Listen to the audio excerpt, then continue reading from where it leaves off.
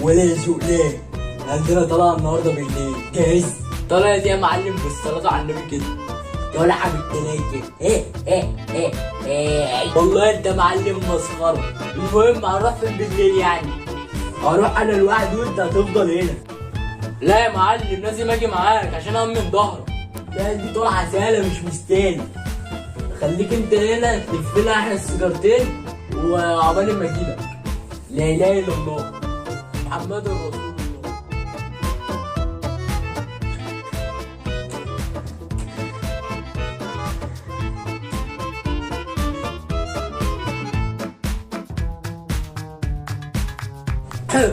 انت ايه اللي مزعج دلوقتي يالا؟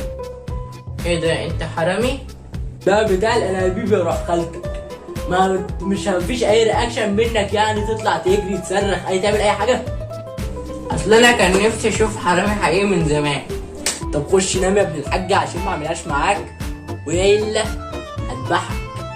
بص ادي الموبايل اهو، وادي الفلوس عندك اهي، خد اللي انت عاوزه والاوضه جوه، وانا هاكل العنب بتاعي ومش هعمل لك اي حاجه لما نشوف اخرتها.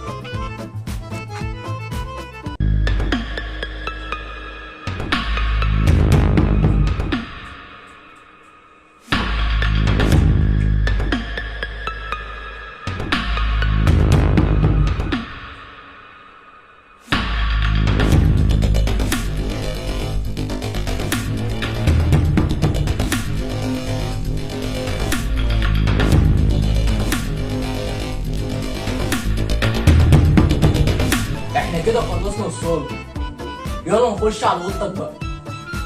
اتفضل يا باشا البيت بيه ورايا. بص بصراحة أنا عندي كوتش زيتي، هيلاقي على البنطلون ده ولا هتبقى بايخة؟ بصراحه كده هي هتبقى بايخه، خليها على البنطلون الاسود احلى.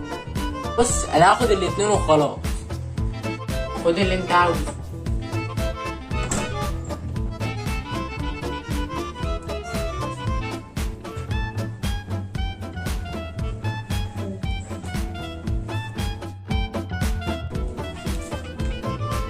الحيوانية في حرامي بره. بتقول ايه يا حاج؟ في حرامي بره بقولك.